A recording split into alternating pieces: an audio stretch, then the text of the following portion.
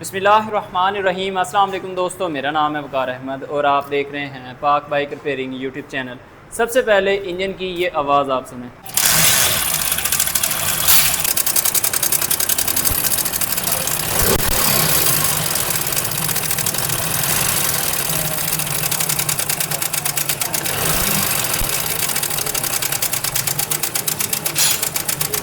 इतनी शदीद जो आवाज़ है, हो सकता है किसी मकैनिक के पास आप जाएं और वो मकैनिक आपको ये कह दे कि इस बाइक का मुकम्मल इंजन जो है वो रीबिल्ड होने वाला है। कनेक्टिंग रॉड आवाज़ कर रहा है, पिस्टन आवाज़ कर रहा है, टाइमिंग चैन आवाज़ कर रहा है, वो बहुत सारी आवाज़ें भी आपको बता सकता है। लेकिन इसमें सबसे मेन आवाज़ और सबसे ज़्यादा आवाज़ जो जिस चीज़ की है वो है इसकी टाइमिंग चैन। टाइमिंग चैन इतनी ज़्यादा लूज़ है कि हेड के साथ नीचे यहाँ पे अगर आप गौर से देखें, हेड के साथ टच हो रही है। ठीक है, नीचे वाली साइड पे भी, ऊपर वाली साइड पे भी, सिलेंडर के साथ भी टच हो रही होगी डेफिनेटली। इतनी ज़्यादा लूज़ है। अब इससे ज़्यादा लूज़ और हो नहीं सकती। अब क्या होगा, अगर कुछ अर्सा इसको ऐसे ही चलाया जाए तो टाइमिंग चैन टूट भी सकती है और टूटने के बाद हेड को भी डैमेज कर सकती है, सिलेंडर को भी डैमेज कर सकती है, मेन क्रैंक केस को भी डैमेज कर सकती है, बहुत सारा नुकसान कर सकती है। सबसे पहले तो इतना ज़्यादा टाइमिंग चैन को ख़राब होना ही नहीं चाहिए। अगर बाई चांस इतना ज़्यादा ख़राब हो जाए और इस तरह की आवाज़ हो तो जस्ट आप टाइमिंग चैन रिप्लेस करके इसकी आवाज़ जो है वो चेक करेंगे ताकि आपको बाकी चीज़ें जो हैं वो क्लियर हो सकें। अब इसकी हम टाइमिंग चैन जो है वो रिप्लेस कर रहे हैं। अब इस बाइक की हमने पहले वाली टाइमिंग चैन जो है वो टोटली डिसअसेंबल कर लिया है। इस जगह को भी अच्छे से वॉश कर लिया, इस जगह को भी वॉश कर लिया। अब जब किसी बाइक की टाइमिंग चैन इतनी ज़्यादा आवाज़ कर रही हो तो उसको डीपली चेक करना चाहिए कि आया इसमें किस किस चीज़ का प्रॉब्लम है। जैसा कि इसका टेंशनर रॉड आपने ज़रूर चेक करना है। टेंशनर रॉड भी ख़राब हो सकता है जिसकी वजह से ये प्रॉपर टाइमिंग चैन को टाइट ना कर रहा हो, और हो सकता है आप न्यू टाइमिंग चैन फिट करें वो भी प्रॉब्लम करने लग जाए। तो इस चीज़ से बचने के लिए आपने एक एक चीज़ जो है वो डीपली चेक करनी है और हम आपको चेक करके भी दिखाएंगे। ये टाइमिंग चैन जो है इसकी हम फिट करने जा रहे हैं इस वक्त। CD70 बाइक में 82 लिंक की टाइमिंग चैन डलती है, चाइना बाइक में 84 लिंक की टाइमिंग चैन डलती है।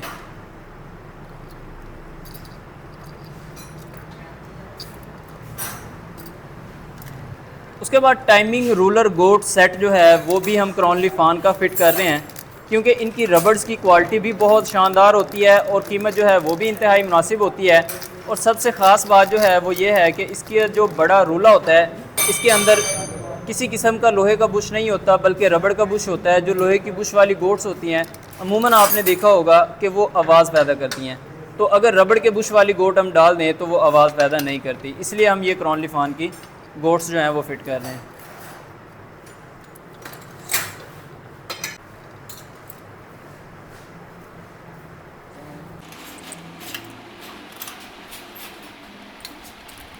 इसी तरह हम इसकी ये छोटे वाला रोलर जो है वो फिट कर रहे हैं। अब इसका टेंशनर रॉड चेक करने का सबसे आसान तरीका ये है कि आपने इसमें थोड़ा सा पेट्रोल डालना है जिस साइड पे गोली होती है। अगर ये पेट्रोल इसके अंदर ठहर जाए तो इसका मतलब है ये ठीक है। अगर पेट्रोल फ़ौरन से निकल जाए तो इसका मतलब है ये ख़राब है। पेट्रोल आपने डालना है जिस जगह पे गोली होती है। अब टेंशनर रॉड की ये रबड़ जो है ये डैमेज थी तो ये हम न्यू डाल रहे हैं, और टेंशनर रॉड जो है वो इसका बिल्कुल ठीक है। अब उसके बाद ये स्प्रिंग है, बेहतर है कि आप नरम स्प्रिंग ही फ़िट करें ताकि इंजन की परफॉर्मेंस पे कोई किसी किस्म का फ़र्क ना पड़े। जब कभी भी आपने टाइमिंग चैन रिप्लेस करनी है तो कोशिश करनी है कि मैग्नेट, सील और छल्ले जो हैं वो भी ज़रूर रिप्लेस करें, और सील को प्रॉपर सीधा फिक्स करना है आपने सर्किट प्लेट में। उसके बाद जो ओ रिंग्स होते हैं वो भी आपने न्यू लगाने हैं। अब उसके बाद हमने इसकी जो सर्किट प्लेट है उसको प्रॉपर फिक्स कर देना है।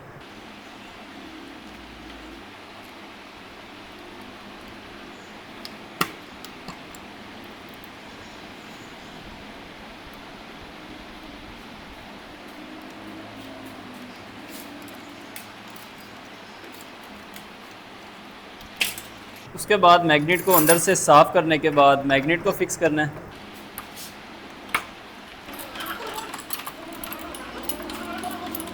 अभी बारी है टाइमिंग फ़िक्स करने की। अब टाइमिंग फ़िक्स करने के लिए सबसे पहले तो मैग्नेट जो है वो टॉप पोजीशन पे होना चाहिए। मैग्नेट पे एक टी का मार्क है, अगर आप गौर से देखें तो इंजन केस के इस मार्क के बराबर होना चाहिए, तब मैग्नेट जो है वो टॉप पोजीशन पे आएगा। उसके बाद केम जो है वो बिल्कुल फ्री हालत में होनी चाहिए। जब ये फ्री हालत में हो जाए उसके बाद ये हमने स्प्रॉकेट जो है, टाइमिंग स्प्रॉकेट या टाइमिंग गरारी आप इसे बोल दें, तो ये फिट करनी है। टाइमिंग गरारी के ऊपर यहाँ पे एक गोल सा मार्क आपको नज़र आ रहा होगा, अगर आप गौर से देखें तो हेड के ऊपर यहाँ पे एक मार्क नज़र आ रहा है। ये मार्क जो है इस मार्क के बराबर होना चाहिए। इधर से टी का मार्क जो है इंजन केस के इस मार्क के बराबर होना चाहिए। अगर ये दोनों मार्क बिल्कुल बराबर हैं तो फिर टाइमिंग जो है वो बिल्कुल परफेक्ट है। उसके बाद आप बोल्ट लगा सकते हैं।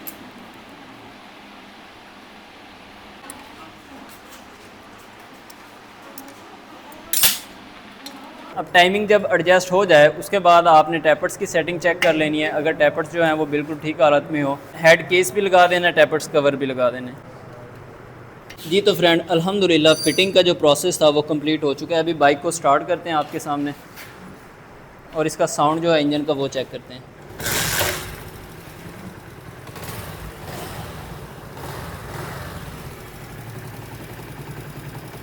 अब आपने इस बाइक की पहले भी आवाज़ सुनी, बहुत ज़्यादा इंजन के अंदर नॉइज़ प्रॉब्लम था, बहुत शदीद किस्म की आवाज़ थी।